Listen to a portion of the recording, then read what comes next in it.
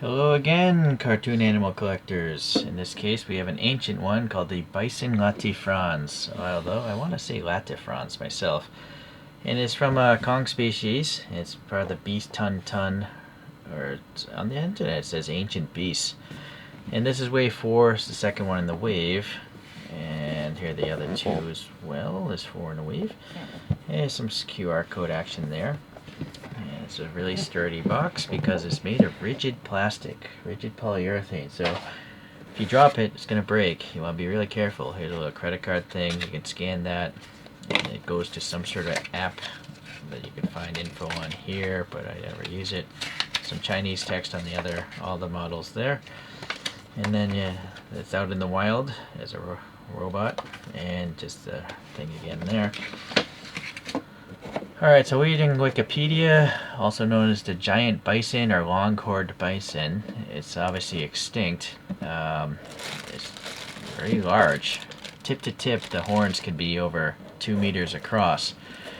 I think it was first discovered in Colorado, and this thing roamed North America during the late Pleistocene epoch. Alright. And it's an herbivore, like most bovids, cows, deer, that kind of stuff. Alright, let me get this box out of here. This image here, you can see, I think that's a modern day bison, right? Pretty scrawny compared to, look at that thing with these giant horns. Crazy, you could use it to hang your clothes off the thing. Alright, I guess we don't need to see those images so much anymore. Let me get a different light angle here, and we'll start with the faceplate here. So this faceplate, you can see the gray hair here, and it's quite purple over here. The eye, for some reason, it has color on the eyeball. I'm not sure why they're not always. I've noticed a trend where they always have this brown on the eye. Maybe it's supposed to indicate shading or something. The horn, it does look like a horn, you know, it's got this like striations, striating textures, and then they're filled in with a paint wash of different brown and black, I guess. The inside is all digital, like, you know, with this honeycomb, gold, or brass. It's got paint wash to make it look kind of dirty. And then you'll notice these circular shapes. Those are neodymium magnets, so it sticks and can remove from the main part quite easily. Getting to the main part, we have the bottom here, a bunch of mechanical effects there. And then we have a nice brass nameplate. It's written in English and Chinese, and they filled in the etching with black paint. You can see some fossilized horns, maybe like leg bone or something. Alright, so going into the insides, looks like a mechanism for the front leg, maybe a mechanism for the jaw or the neck, a deep ear canal, or maybe that's the ear canal. Where's the ear on that side? I don't even see it. So I don't know. But an eye socket there, maybe like a spring for the mouth, a nostril gear, I don't know. Who knows what they're thinking when they make these, but I like the fact that it's got 3 recesses because I'm going to put some jewel beads in here. Let me come back. Alright, so I used just some good old school glue, PVA glue, and then these glass jewel beads. You can buy like packs of them for like $2 or something, and there's a whole bunch of different sizes per color. And you just want to make sure they're recessed, you know, not sticking too far out of the up because they might collide with the faceplate. So you want to test it.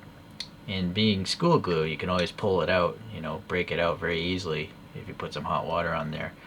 Oh, maybe something is in the way. No, I don't think so. I think maybe the magnet's just not. See, the front here is fine, but for some reason, yeah, that horn, I guess this faceplate might be warped. There's no way that green's colliding. It's literally recessed, right? So it's maybe this magnet isn't embedded deep enough, but being painted over, yeah, I don't know, it's not gonna, I don't want to mess with it. So over here, like, it's seamless. You can't even tell there's a break, right? And the face is pretty well concealed. It's just that horn is a bit gappy. Yeah, so that's unfortunate. And being a rigid plastic, I don't know if you want to bend it too much. Alright, well anyways, so now you can really see, I mean, this is crazy, right? But that's, I guess, what it looked like. It's looking up at us. It's got a texture on the nostril. That's kind of neat. It looks like a cow nose. Pretty deep nostrils. It's actually got like a goatee. and it's got this you know, purple and gray fading going on, which is nice. Yeah, the horn is nice. Actually got a swept hairdo as well.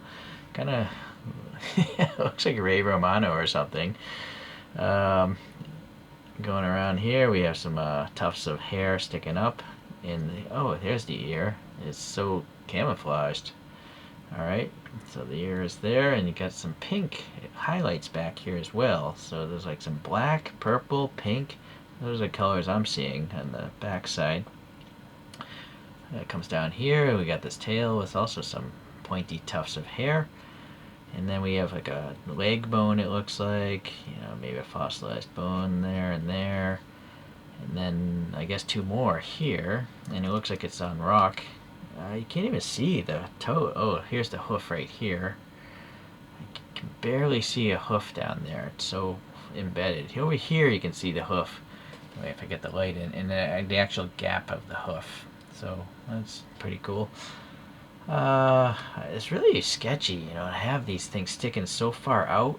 Like, it really freaks me out, you know, that if I drop this or something, that's gonna break off. They are separate pieces, I believe, but I also believe they're probably crazy glued in there, so I don't think they're gonna break off as a one piece. They'll let it break right there.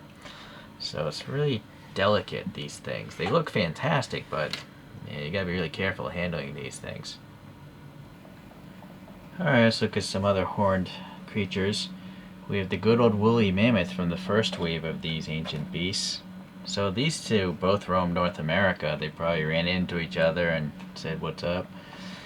Also from the first wave, we have the woolly rhino, which I think is called the Coelodonta?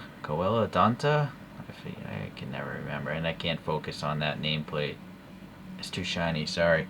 You can look it up though, woolly rhino. And then also we have the Megaloceros, which is from the second wave. Well, that's commonly known as the Irish elk. That's a Eurasian type of deer. But it's got horns, so I thought I'd throw it up there. So this is the widest of them all.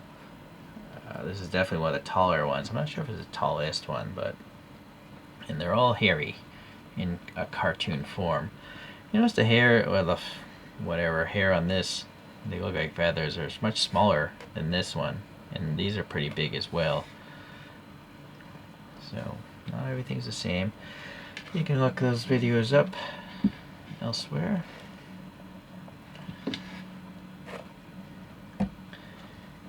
I rather like this one. I think it's a really good color choice. I mean, it's kind of weird to see a purple animal, but I like it. I like this gray and purple motif. These guys do put out limited edition color variations. They're just so expensive, and I prefer the dino rolls myself. I like dinosaurs more than ancient creatures. But you never know. Maybe one day I'll pick one up. Alright, thanks for checking this out. We'll see you the next time we do an ancient beast.